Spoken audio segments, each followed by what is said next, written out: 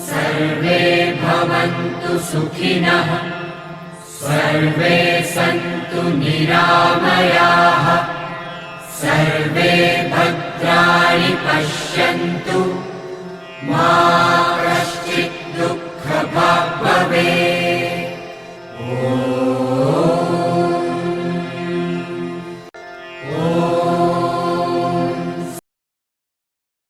नमस्कार दोस्तों, आप सभी लोगों का स्वागत है आपके अपने channel Ayurveda for you by doctor Vivek Tripathi, जहां आपको मिलती हैं आयुर्वेद के विषय में जानकारियां। मैं doctor Vivek Tripathi BAMS DAV university Indore से। दोस्तों, ठंड का समय चल रहा है और ऐसे में ब्रोंकियल अस्थमा या दमा रोग, तमक श्वास का अटैक बढ़ जाता है। तो आज हम यहाँ पर ब्रोंकियल अस्थमा अर्थात दमा रोग के विषय में चर्चा करेंगे, जहाँ हम दमा रोग के सामान्य कारण, लक्षण, चिकित्सा और उसके घरेलू उपचार के विषय में बात करेंगे। तो चलिए शुरू करते हैं। सबसे पहले हम दमा रोग का कारण जान लेते हैं। दमा रोग मुख्यतः वात एवं कफ की विकृति से होती है, इसलिए इसके कारण भी वात और कफ को प्रकोपित करने वाले कारण होते हैं, जिसमें से धूल, धूम, अत्यधिक वायु का सेवन, शीत स्थान में निवास, शीतल आहार, उड़द, तिल तेल, तिलपिष्ठी, जलीय मांस, दही, कच्चा दूध, चावल, कोल्ड ड्रिंक इत्यादि वस्तुएं जो हैं, इन सब का सेवन अत्यधिक मात्रा में करना। और इनका सेवन करने से क्या होता है कि कफ और जो वात है ये प्रकोपित हो जाते हैं और हमारे शरीर में दमा रोग या तमक श्वास को उत्पन्न कर देते हैं। दमा रोगी में या अस्थमा के रोगी में जो लक्षण मिलते हैं वो हैं कि कफ को बाहर निकालने के लिए रोगी को बार बार खांसी का वेग आता है या अटैक आता है, और खांसी के साथ जब कफ निकल जाता है तो उसको आराम मिलता है। बार बार खांसी होने से स्वर भेद हो जाता है। स्वर भेद का अर्थात रोगी को बोलने में कष्ट होने लगता है, वह बहुत छोटे छोटे शब्द या छोटे छोटे वाक्य ही बोल पाता है।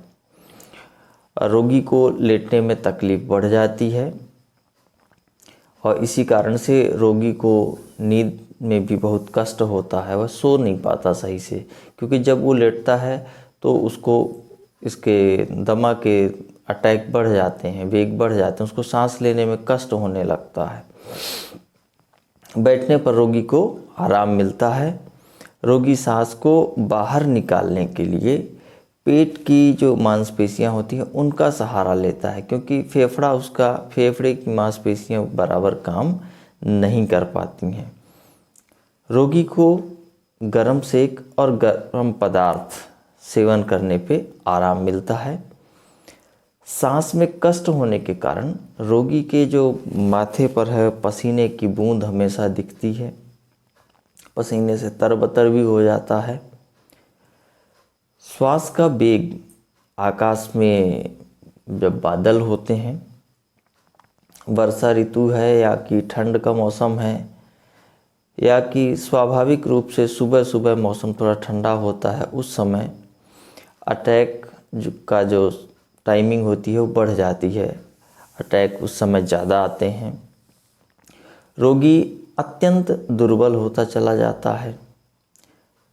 तमक श्वास का जो विशेष लक्षण है वो है रोगी का कबूतर के समान गोल छाती हो जाना, बैरल शेप चेस्ट जिसे बोलते हैं, और कबूतर के समान घरघराहट की आवाज़ उसके निकलती रहती है। आयुर्वेद में तमक श्वास के लिए जो चिकित्सा कही गई है, जो औषधियाँ हम प्रयोग करते हैं, उनमें से कुछ औषधियाँ हैं श्वास कुठार रस, दिन में 2-3 बार अदरक के रस या पिप्पली चूर्ण और शहद के साथ में लेना है। श्वास चिंतामणि रस 1 से 2 गोली बहेड़े के चूर्ण, बहेड़ा यानी विभीतक, बहेड़े के चूर्ण और शहद के साथ में लेना है। श्वासकाश चिंतामणि रस 1-1 गोली सुबह शाम बहेड़े के चूर्ण और शहद के साथ में।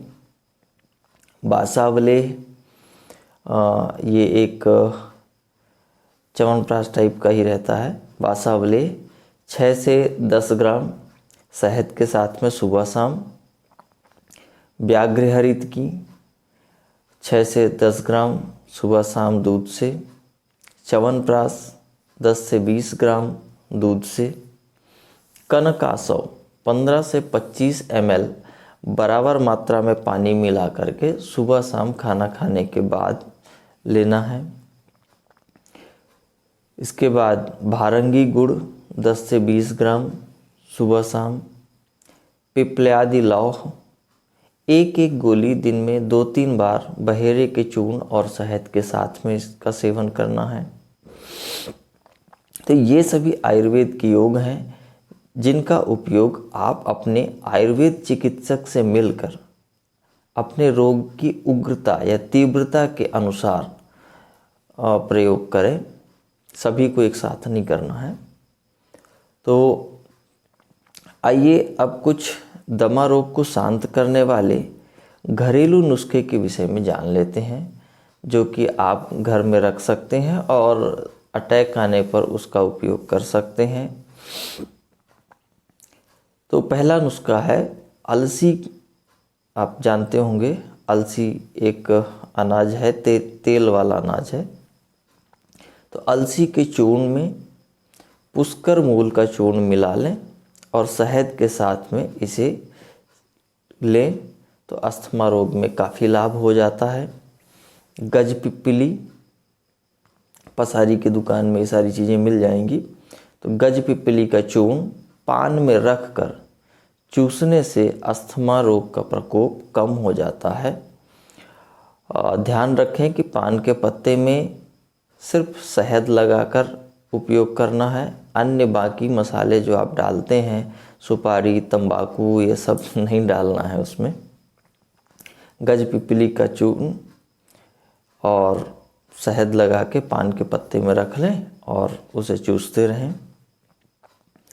वासा का रस, अदरक का रस, दोनों को 5-5 ml मिला लें और इसको लंबे समय तक अगर आप सेवन करते रहते हैं तो आप देखते हैं कि दमा, खांसी और भूख ना लगने की समस्या जिनको रहती है, इन सभी में आराम मिलता है।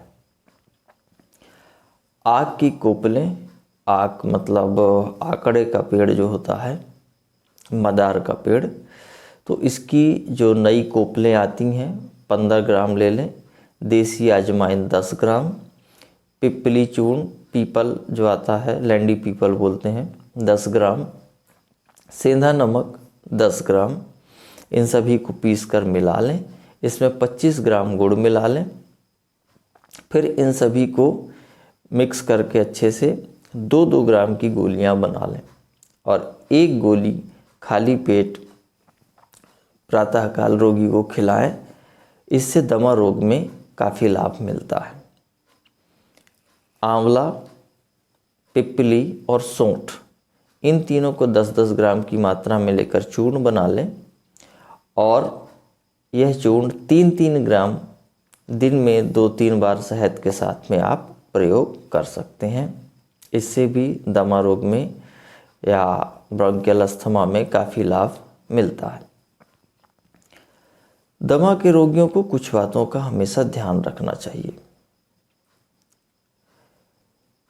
विशेष रूप से रात्रि में सूरज के छिपने से पहले हल्का भोजन करना चाहिए और अजीर्ण या कब्ज बिल्कुल नहीं होने देना चाहिए। पेट साफ अगर नहीं हो रहा है तो पेट साफ करने के लिए पंचसकार चूर्ण, त्रिफला चूर्ण, स्वादिष्ट विरेचन, इनमें से किसी का प्रयोग करना चाहिए। रोगी को शवासन तथा प्राणायाम में कुंभक एवं रेचक का अभ्यास करना चाहिए। शीतल खान पान, धूल, तेज गंध वाली जगह, धुआं, सीढ़नदार घरों में, इन सब से दूरी बनाकर रखनी चाहिए। मतलब ऐसे माहौल में नहीं रहना चाहिए। अगर आप इतना करेंगे तो दमा रोग से काफ़ी हद तक सुरक्षित रहेंगे। तो ये था दमा के विषय में कुछ आप लोगों के लिए जानकारियाँ। यदि आपको पसंद आई हों तो लाइक करें, अपने दोस्तों को शेयर करें। यदि आप चैनल में नए हैं तो चैनल को सब्सक्राइब कर बेल आइकॉन प्रेस कर दें, ताकि आने वाले वीडियोस की जानकारी आपको समय पर मिल सके। यदि आपके कोई सवाल या सुझाव हैं तो कमेंट कर हमें ज़रूर बताएं, ताकि हम उनके जवाब दे सकें या आपके सुझाव पर अमल कर सकें। तो चलिए आज के लिए इतना ही। मिलते हैं अगले हफ्ते फिर एक नए विषय के साथ। तब तक के लिए नमस्कार।